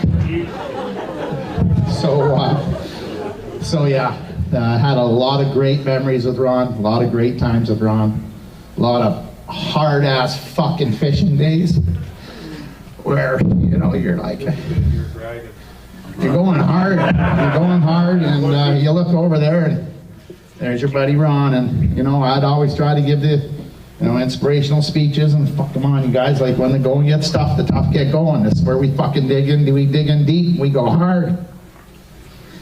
And it was always nice to have a guy like that on your side when you're going through a shitstorm. So, rest in peace, Ron. Love you, brother.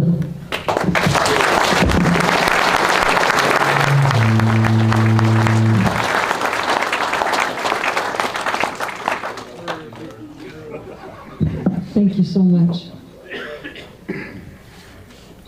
Is there anyone else who would like to come up and say a few words and have a shot?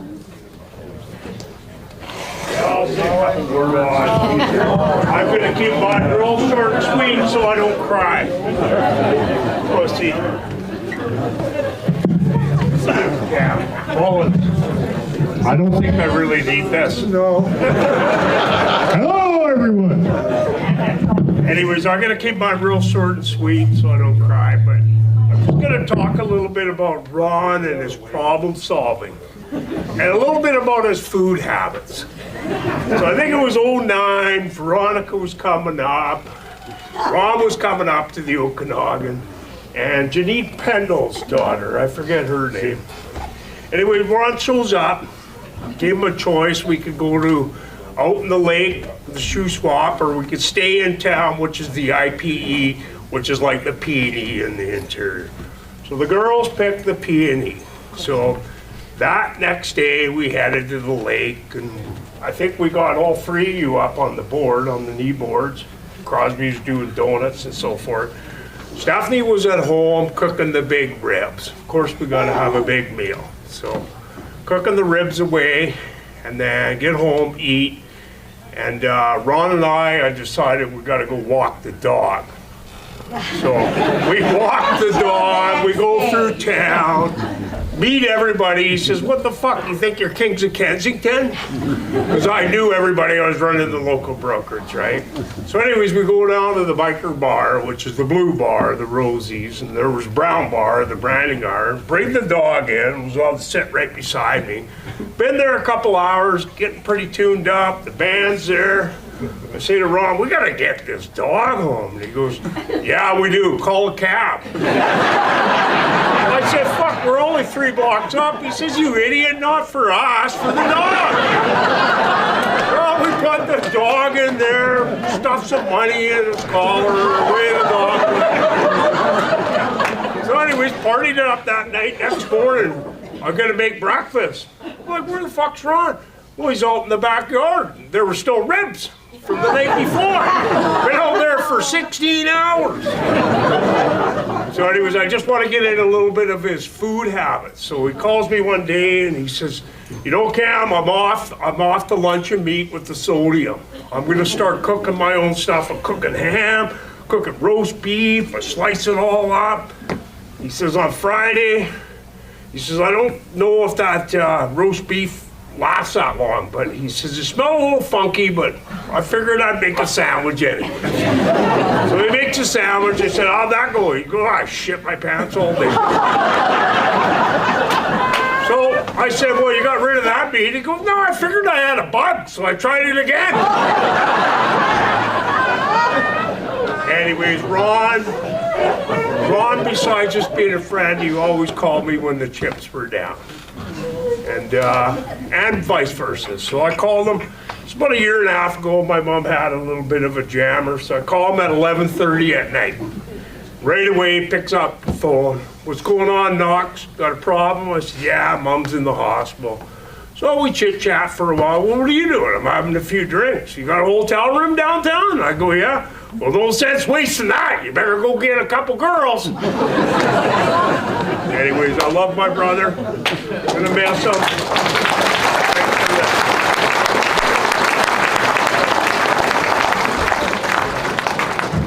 Awesome stories. Thank you so much.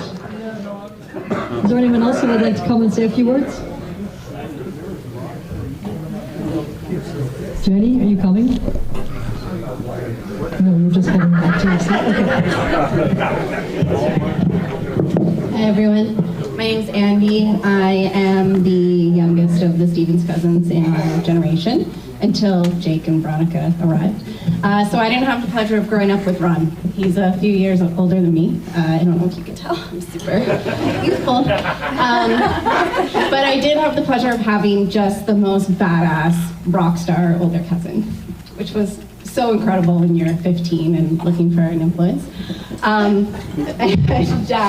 Ron, when I was 15, we were leaving a Christmas dinner at my dad's house, and I was going to my boyfriend's house, and Ron said, I'll give you a ride, and I said, that'd be great. And we get out the door, and he hands me the keys, and I said, I don't have a license, and I've never driven before, and he said, safer if you do than I. So there we went for my first time. Hit a couple curbs. He didn't care. He was gentlemanly enough to just make a nice comment about it.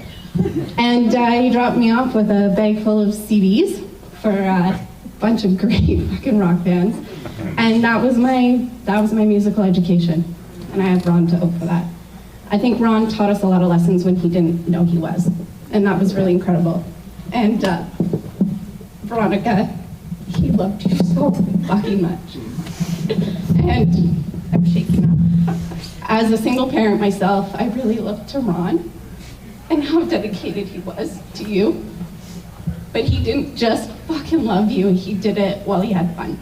And that's my goal as a parent. So Ron, this is to you, wherever you are. Thank you. Have a shot.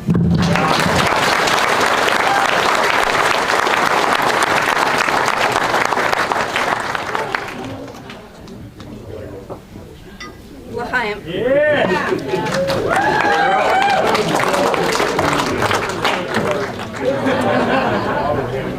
Thank you so much. Get Brandon up there. Anyone else who wants to come up and say a few words? Do we have someone coming? Looks like we do.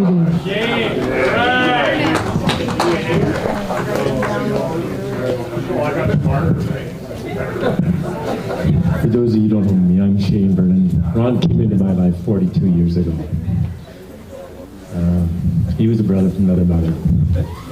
I'm here to attest to his charm and handsome good looks. When I quit fishing on the Ocean Pearl, he used to come over and visit me, and he'd come over and go, Shane, you need a shirt, it'll bring me good luck. And so we'd go out to the bar, we were at Kids Pub one time, and we've got kind of pretty good on at the end of the night, and he comes over and he's like, brother, need a favor from you. He's like, what's that? He's like, you see that good-looking girl over there? I said, yeah. She said she'll come home with me if you come too. I always say, anything for you, brother.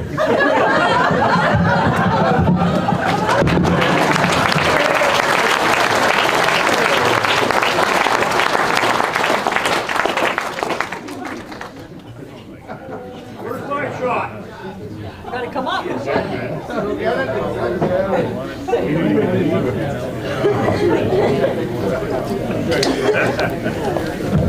Anyone else?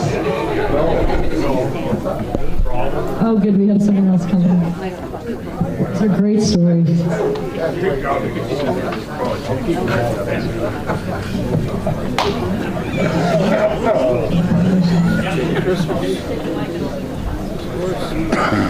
Jake?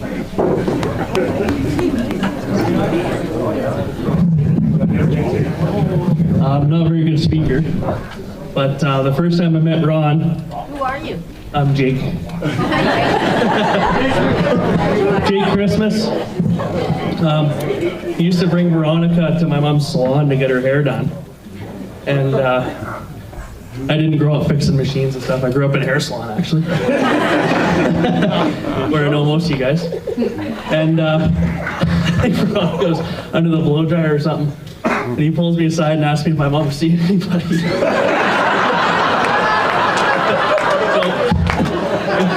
If I ever asked if Veronica was seeing anybody, he'd right away just ask me if my mom was seeing anybody.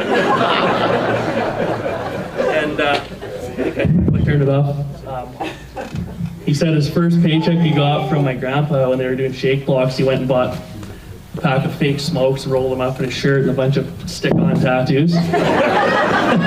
He'd ride his bike around. And no, the stories are unreal. He'd be, even when we were riding Harleys and stuff, he had the slowest bike with all the bearings, the stereo, and everything.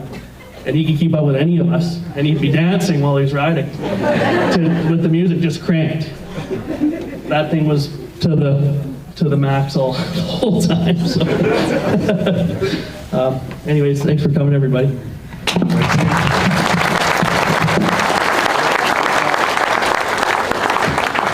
Great job, thank you. Great, we have someone else coming up. Ready to go forward! Would you like a shot? Would you like a shot? Yeah. Who can stack them the highest? Didn't know I was going to be bartending today.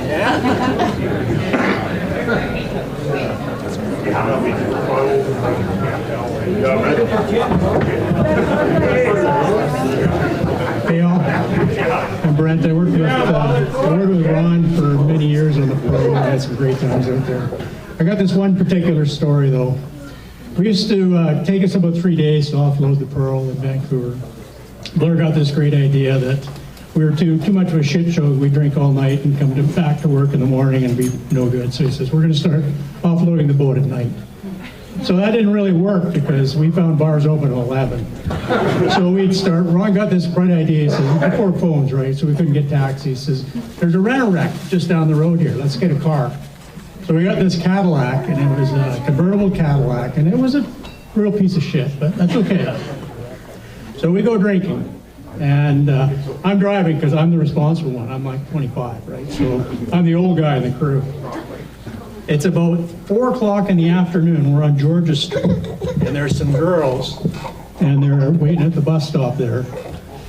And they wave at Ron. Ron grabs me, he says, slam the brakes on, slam the brakes on. So I stop, and I swing, we're gonna pull in behind, and I bring the bow around and hit this car. And we've all been drinking, it's not good, right? So Ron hops out, and as a young guy gets out of it, he says, oh, that's my mom's car. Ron says, oh, thank God, we missed you. You're all good. Gets in the car and takes a great big crease down the fucking side of it.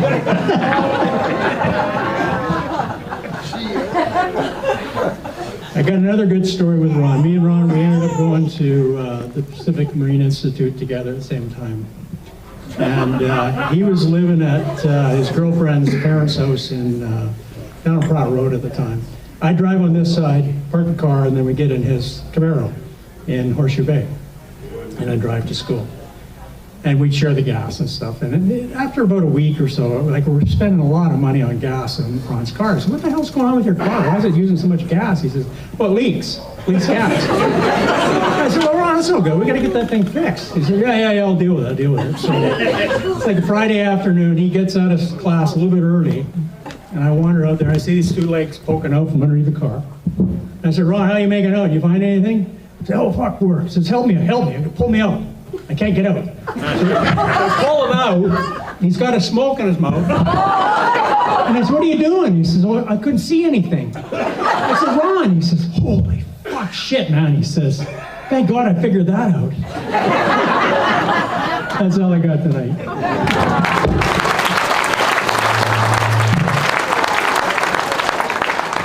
Thank you so much. Is there anyone else that would like to come up and say a few words? Oh, good, we have someone else. Summer. Hey, Summer. Here comes three storytellers.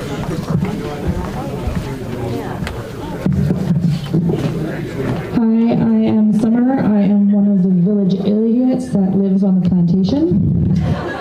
Not in the basement. I live above the garage.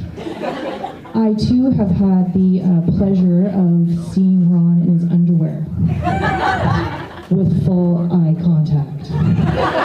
Ron, put some goddamn pants on. That, however, is not my fondest memory. My fondest memory would be hanging out by the pool, as Steve and Karen have. Usually, you know, anyone come over, have a good time. Ron's telling one of his elaborate stories. And then he proceeds to say, as I'm an idiot, I don't have a tattoo. And I was like, Ron, I'm not getting a tattoo. He says, how can I get you to get a tattoo? And I was like, I'm not getting one. He says, how about I'll pay for any concert you want to go to, the nicest hotel, and dinner if you get a tattoo. But it has to be like a big tattoo, across my back, down my leg, on my arm, or something like that. And I said, any concert, Ron. He's like, any concert, VIP, whatever you want. I said, okay. He says, but that's got to be like a good tattoo. So I proceeded to say to him, I said, what if I get Boner Garage right across here? So the deal was on. However, there was a catch. He came over to me and whispered in my ear, I need to park in that garage first. I did not get a tattoo.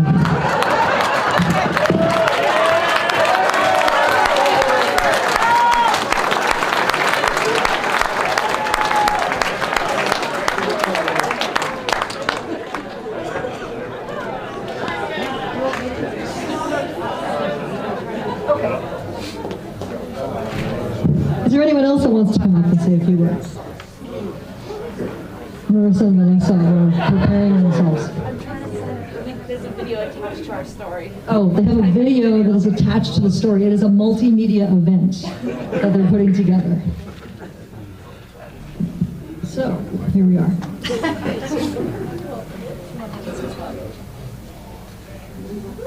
Anyone else? Bueller? Oh, good.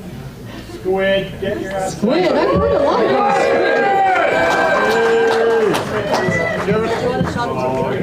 squid. Leave it clean! Did you have tequila? Oh, no. What was the next venue?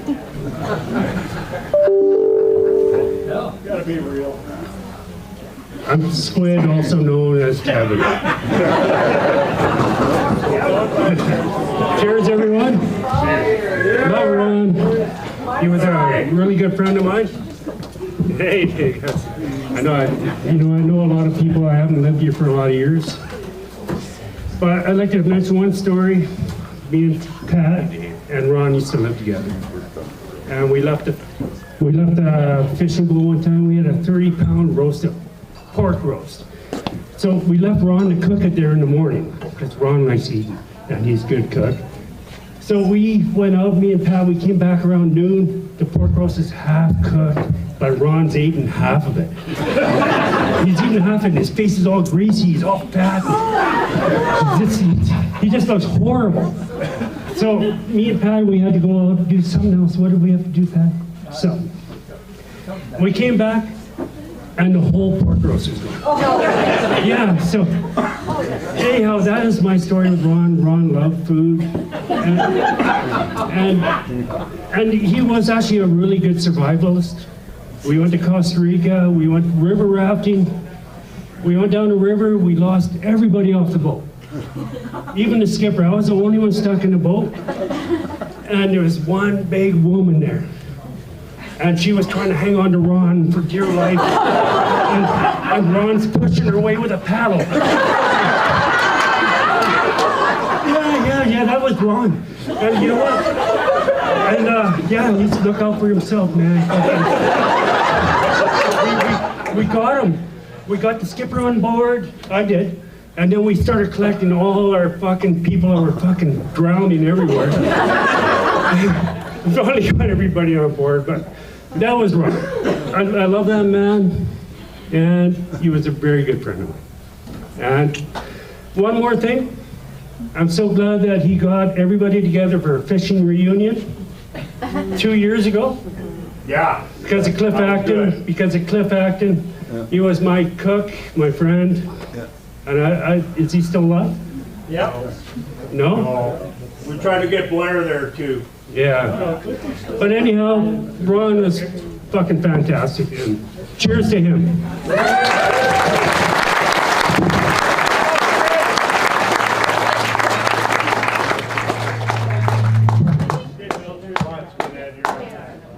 We have a funny little story to tell about when we went to Mexico. Our whole family went to Mexico. Cheers, everyone! Cheers! Grab me one. And we also have a video to go along with it. I will. X-rated this one. So we're waiting. Ready for some Helly Hansen?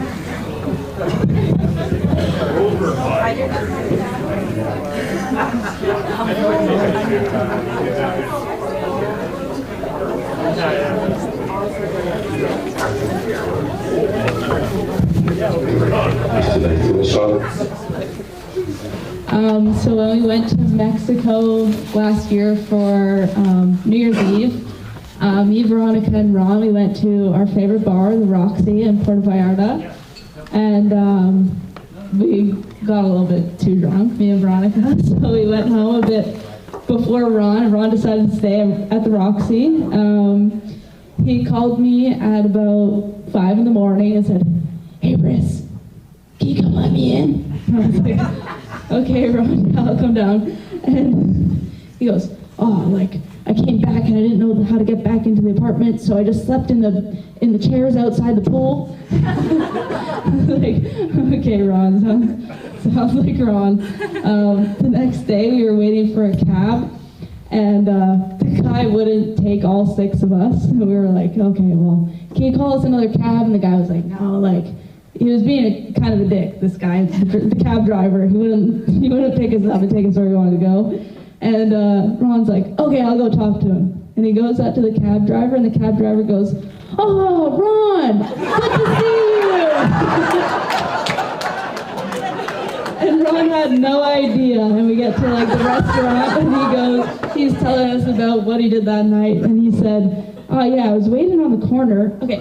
A little more details here, but the area of Puerto Vallarta is the romantic zone, so it's a bit like the gay area, the gay-friendly area. Says, I'm sitting on the corner, all of a sudden this giant bus pulls up next to me, and all these drag queens get out. So he's standing there next to all these drag queens, and I didn't know what to do, so I started walking home. I think that was pretty much it. Like, the cab driver would not take us. Then he saw, like, me and my dad were kind of standing behind. Steve was like, "Come on, man, I'll give you, like, however much." And he's like, no. And then he saw my dad, he goes, "Run!" "Yeah, get in. And I was like, I have no idea who that guy is. And then whatever, we go about our day, and the next day, I think me and my dad went to the Roxy alone. No one else wanted to come, and we go to the front. They let us in, no cover, and then we go to the table, and we're sitting there, and all the staff is coming over. They're like, oh, amigo, amigo, like, yeah, run. And I was like, what did you do?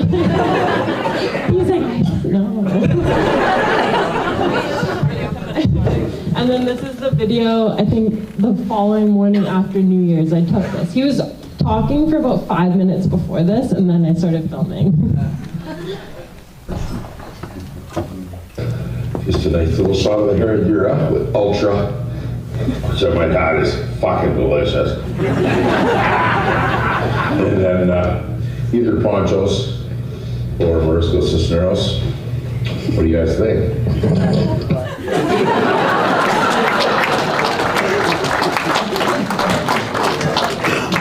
I just wanted to add that almost this entire trip, every morning, Ron would say, oh, a shot of tequila just makes it feel so much better. It just makes you feel so much better. All the hangover's gone, you take a shot of tequila, you'll feel so much better.